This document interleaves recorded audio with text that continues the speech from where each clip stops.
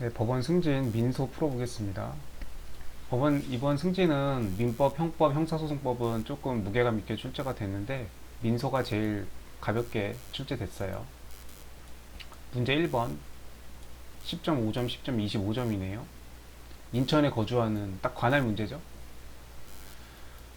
관할이 지금 작년 법무사 시험에서도 관할 나왔죠. 관할이 왜 이렇게 관할을 이렇게 잘 좋아하는지 모르겠어요, 이거를. 민사소송법 이 관할 아니고도 중요한 주제들 참 많은데 문제 낼 만한 것도 참 많은데 이게 관할을 이렇게 내는지 모르겠습니다. 인천에 거주하는 갑은 전주에 거주하는 을을 상대로 특허권 침해를 이유로 서울중앙지법에 손배를 청구했대요. 네. 이 특허권 이거 사안은 이거 조문이 있죠. 그래서 서울중앙지법에 이게 그 관할권이 인정되죠. 네, 특수하게 그냥 법에서 인정하고 있는 적이죠. 서울중앙지법에 이사회 관할권이 인정되는지 여부에 대한 결론을 기재하고 그 이유를 설명하시오. 인정된다. 이거는 법전에 조문 찾아야죠. 조문 이게 20 몇 조더라?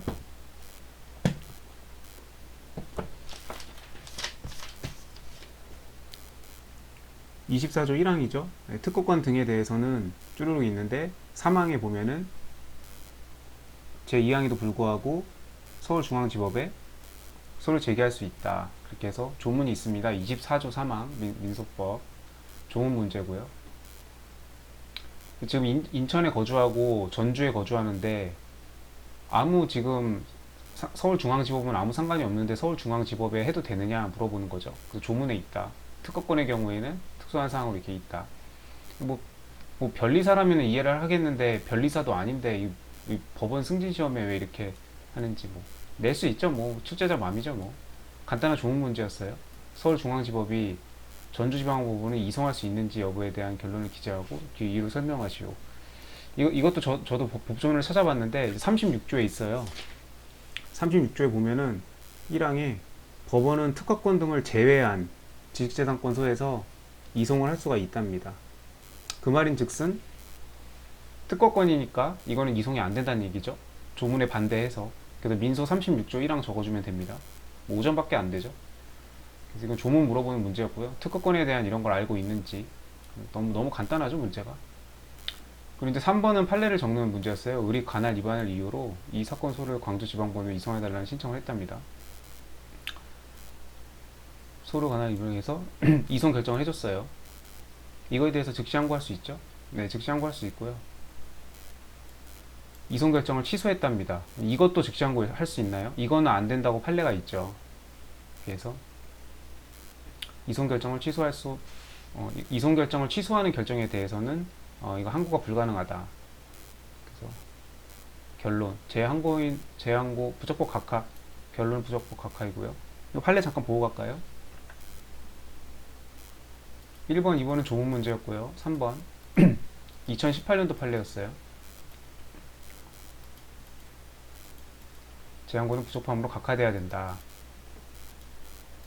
민사소송법 34조에 이송 결정에 대해서는 즉시 항고를 규정하고 있죠. 근데 즉시 항고는 규정돼 있는데 근데 이게 이송 신청권이 있는 건 아니죠. 이게 포인트죠.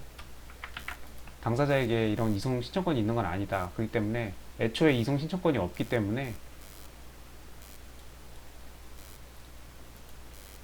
재항고는 허용되지 않는다. 이송 결정의 경우에는 즉시 항고가 허용되지만 이거 조문에 있어요. 39조. 근데 이송 결정을 취소하는 결정에 대해서는 즉시 항고를 규정하는 규정이 없죠. 규정이 없고 애초에 이런 이송 신청권이라는 뭐 신청권이 따로 있는 게 아니기 때문에 이건 직권 발동을 촉구하는 의미밖에 없고요. 그냥 판례 내용 그냥 쭉 적어주고 이렇게 해서 판례 물어보는 문제였습니다. 문제 2번이요. 갑은 을을 피고로 하여 1억 원의 대여금 반환 청구에 소를 제기하였다. 1번, 2번, 3번, 4번 10점, 10점, 15점, 40점이네요. 1번 소장에 기재된 을의 주소에서 을의 어머니를 만나 을의 어머니에게 을에 대한 소장 부분을 송달했답니다. 을의 어머니는 소장 부분을 수령하면서 우리 아들은 3개월 전에 주거지를 변경했고 주민등록까지 옮겨서 더 이상 여기에 살지 않는다라고 했대요. 이 송달이 적법한가요? 부적법하죠. 네. 교부송달의 원칙, 그 다음에 동거인, 사리를 분별할 수 있는 피용자, 동거인에게 줄 수 있죠. 어머니는 사리를 분별하실 수 있는 분인 건 맞는 것 같아요. 별다른 사항이 없죠. 네. 사리는 분별하실 수 있는데 지금 동거인이라고 볼 수가 없죠. 이미 3개월 전에 지금 주거지를 변경했고 지금 집 나간 지 3개월이나 됐고 주민등록까지 옮겼다. 더 이상 여기 살지 않는다. 그렇기 때문에 어머니에 대한 송달이 그 아들에 대한 송달로 인정해 주기가 어렵죠. 동거인이라고 분명히 나와 있어요. 183조, 186조 거기쯤에 있습니다. 네, 그래서 그것은 5점이죠. 간단히 써주고 부적법 받아 해주면 됩니다. 송달에 관한 문제였고요. 갑은 갑과 을의 인형이 찍힌 차용증을 자 인장 도용 나오겠네요. 인형 353조, 354조 그 사문서 진정 성립 문서죠. 문서의 진정 성립이죠.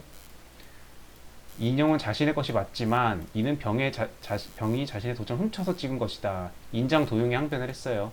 인장 도용의 항변은 신중해야 된다고 했죠. 왜냐면 인형이 자신의 것이라고 맞다고 인정을 해버린 순간 일단은 그러면 이제 이 문서는 이제 진정한 것으로 이제 그 판사가 이제 결정을 내릴 확률이 높죠. 자기 것이라고 인형을 인정했으니까. 근데 다만 그게 다른 사람이 내 걸 훔쳐서 다른 사람이 찍은 거다, 내가 찍은 거 아니다 라는 거는 본인이 알아서 증명을 해야 돼요. 그렇기 때문에 이렇게 해서 지금 대리건을 수여했느니 난 수여한 적이 없느니 이렇게 다툼이 생기고 쌍방이 모두 다 주장 입증을 못하는 경우에는 그러면은 이 인장 도용의 항변을 한 그 도장을 그 을의 도장이 지금 계약서에 찍혀 있는데 차용증이든 매매 계약서든 계약서에 찍혀 있는데 이거 내 거 맞다고 인정을 했어요. 그러면은 이제 그럼 잘못 다른 사람이 몰래 찍었든지 어떻든지 간에 그거는 그럼 네가 알아서 증명을 해야지. 을이 알아서 증명을 해야 돼요. 그래서 만약 을이 그걸 증명을 못했다? 그러면 도장 찍힌 거 맞으니까 그대로 갑니다. 네. 그 입증 책임의 그 증명 책임의 불이익을 을이 진다는 거죠. 그럼 이제 이 문서는 을의 인형이 찍힌 게 맞기 때문에 을의 것이라고 맞다고 했기 때문에 이 이제 차용증은 유효하게 성립이 되고 갑이 승소하게 되는 거죠. 그래서 이렇게 해서 증거를 제시하지 못하고 있다. 진정 성립이 추정되는지에 관한 결론과 그 이유를 기재하시오. 네. 추정되죠. 그래서 을이 증명하지 못하면요. 을이 이 인형은 내 인형이 아니다 라고 했을 때 진정 성립이 추정이 깨지는 거고, 을이 본인의 것이 맞다고 했기 때문에 이제 추정은 그대로 가고 그 도용된 사실은 을이 알아서 증명을 해줘야죠. 증명 못하면은 그냥 을이 지는 겁니다. 네. 추정은 성립된다. 을이 본안에 관하여 준비서면을 제출한 후 갑은 법을 소취하 나오네요. 제출했답니다. 자신의 소를 취한 것은 착오다. 착오로 인한 소취가 가능한가요? 안 되죠. 민법상 착오에 그런 사법관계에 적용되는 착오 109조죠. 이런 규정들은 민법 총칙의 규정들은 소송 행위에서는 적용이 안 됩니다. 그래서 착오를 이유로 소취하를 처리할 수 없어요. 철회 불가능하다. 사법상 행위에는 소송 행위에는 사법상 그런 착오로 인한 착오 등을 주장할 수 없다. 그거 써주라는 얘기고요. 되게 골고루 나오네요. 송달, 문서 진정 성립, 그다음 소취하 266조 골고루 나오죠. 갑과 을 사이에 을이 갑에게 7천만 원을 지급하는 것으로 하는 재판상 화해가 성립되었대요. 220조.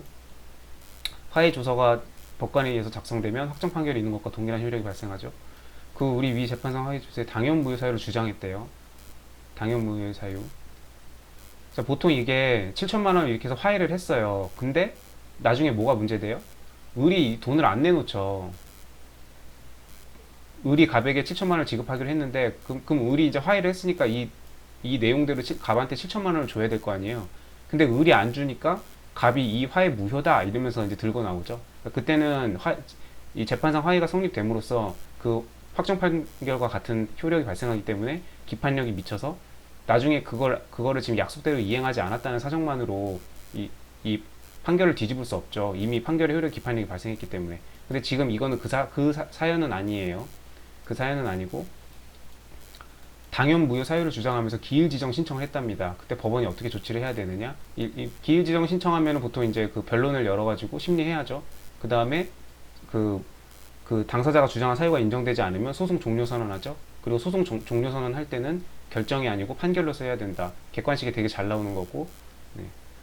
그래서 당연 무효의 사유를 주장하면서 기일 지정 신청을 하면은 기일 지정 신청 이거를 받아줍니다. 그래서 변론을 열어서 심리를 해요. 심리를 한 다음에 그